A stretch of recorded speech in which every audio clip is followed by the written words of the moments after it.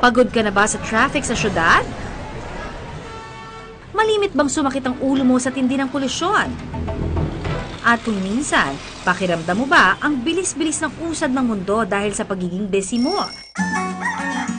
Bakit hindi ka muna huminto? Namnamin ang sandali at bumalik sa dati mong kanlungang magpapaalala na masarap pa rin ang simpleng buhay. Ang sarap daw ng buhay probinsya. Mararanasan mo dito sa farm sa Bulacan, Bulacan. Dito, pwede kang mamingwit ng isda sa kanilang fish pond. Parang naman tayo mga lumang pelikula, no? Jerome, nakaligo ka na ba? Di ba? In fairness, parang may paksi, oh. Why? Why, may nakuha kami!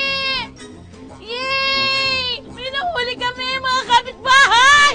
Ang dami, nga lang, hindi natin abot. Kailangan natin ng upuan. Ay! Oh, magic!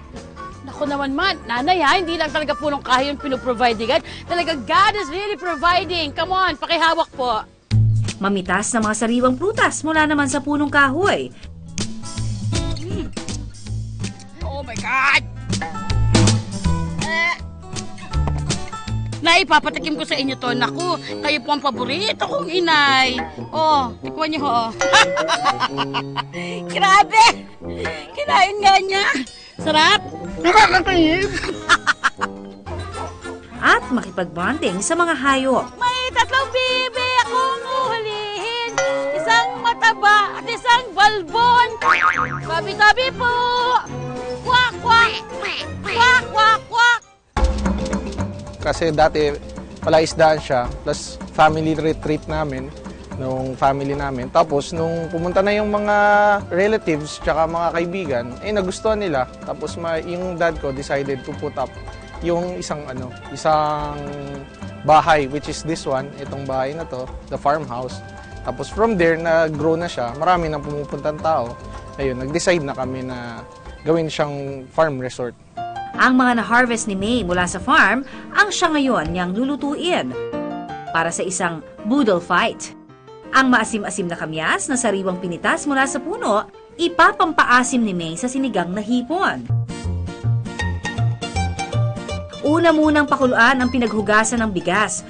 Okay ha, so the next time na magsasaing po kayo, huwag nyo nang itatapon dahil pwede kayong merong paggamitan. Sunod na ihulog dito ang kamatis at sibuyas. Nakakagigil. Meron po ba kasin?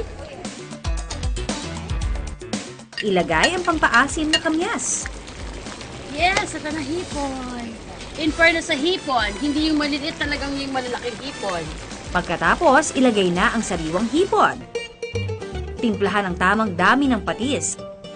At saka ihulog ang mga sahog na gulay.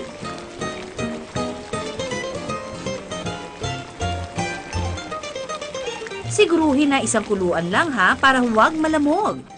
Yes! Uy, naku na to. Dahil sagana sa gulay ang sinigang na hipon, mayaman ito sa fiber. Ang kamyas naman mayaman sa vitamins B, C, iron at phosphorus. Ang sinigang na hipon, perfect syempre partneran ng isda. Ang mga sariwang tilapia namang nahuli ni na May, binudbura ng asin at saka inihaw. Dahil grilled ito at hindi gumamit ng mantika, mas healthy. Ang single serving ng tilapia, may 14 mg serving ng calcium, 34 mg ng magnesium at 380 mg ng potassium. Mayaman din sa omega-3 fatty acids ang tilapia. Ingat lang mga kapuso dahil ang madalas namang pagkain ng inihaw may carcinogens na nakaka-cancer. Dahil ko na nakain. At para naman sa panula, namita si May ng makopa para gawing makopa shake. You heard it right mga kapuso, ang mapulang makopa pwede rin gawing shake. Okay, so meron tayong ice. Lagay mo natin ice. Lagay po natin yung makopa. Sabi ko nga eh. Paghaluin lang ang makopa, brown sugar at tubig sa blender. Go! Amoy makopa, pero Kung hindi nila nakita na makopa yung nilagay mo, aakalain mo, grape to. Ihalo ang evaporated milk. Isunod ang yelo. At i-blend ulit at saka iserve. Hindi ko po alam kung meron lang nakagawa ng makopa shake. Pero kung sakali, kami ang kauna-unahan. Sabi ko na yan. Sarap! Sakto yung pagkatamis, yung gatas, panalo. Tapos, alam mo na makopa siya. Kasi sobrang lasang-lasa talaga yung makopa. Ang makopa mayaman naman sa vitamin C at fiber. Pagdating mo dito, talagang maninibago ka, ang tahimik. Hindi masyadong maraming tao, tapos fresh air. Ang sarap, ang sarap balikan talaga kapag meron kang probinsya. Minsan sa sobrang busy natin, dinadaan natin sa instant ang lahat. Take a break, huminto, namnamin ang ganda ng kalikasan. Dahil may mabuti rin itong epekto sa ating kalusugan. May nakuha kami, ang galing natin. Grabe, kami na to, meant to be.